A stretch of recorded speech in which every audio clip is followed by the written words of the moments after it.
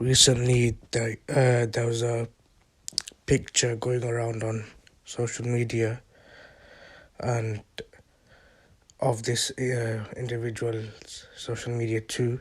A Jewish rabbi whose name I can't recall, but I will have within the title, hopefully.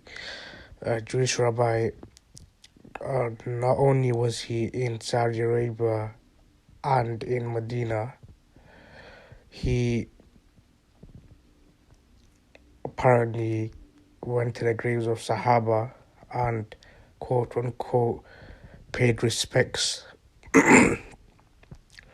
on his social media. There was pictures of him or videos seen of him near Mount Uhud.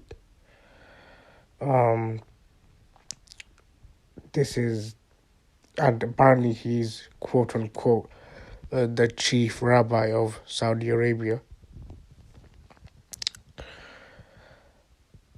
As I have mentioned in previous videos, if that video is out, if it isn't, then I'll say it now.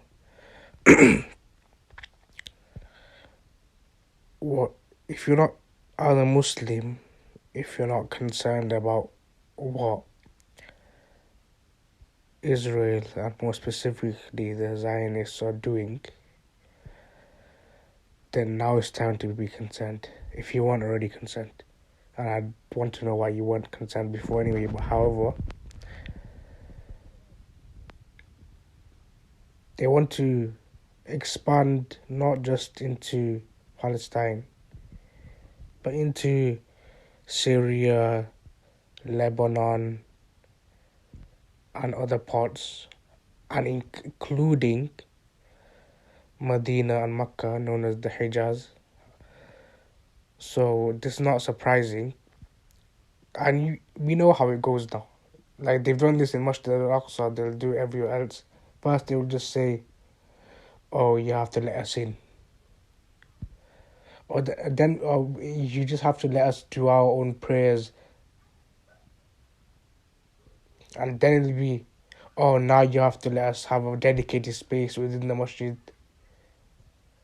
And then slowly they'll keep saying other things, and then they will eventually say the masjid is ours now, go away. Like how they entered the blessed lands of Palestine, Al-Quds Sharif. They slowly took up bits, and then now it's ours, go away. The same way here. First, just let us into Medina and Mecca and generally the Hijaz. And now let us pray. And then because we're praying, let us build a place of worship for ourselves. And then because we've got all of this, let us stay here. And then they'll bring in more people. And this is exactly what they're doing. And what in other places, why wouldn't they do it here? And Saudi Arabia, don't put it past them to allow things like this, because they've done much worse. And you think they're not afraid to do this, and just to quote unquote make Saudi Arabia touristy. For the first 1700 years, using the English calendar, or not the 1700 years, the first 1100 years, using the English calendar, the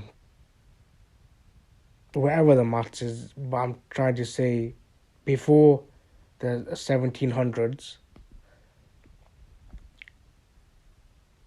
Saudi Arabia was completely fine, and all of a sudden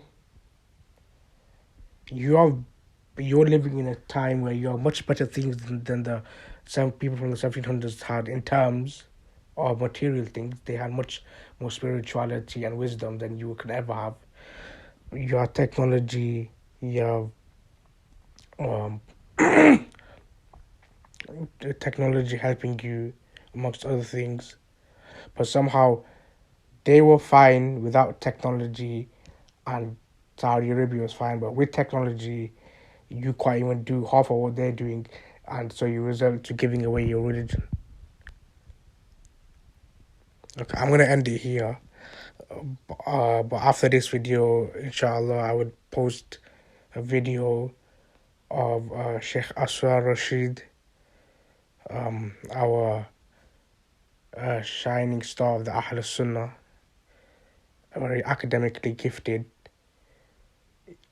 What he has said about this, and then my thoughts, although they're not relevant to what the Sheikh has said, the Sheikh's word hold much more weight. But I'd like to make you aware.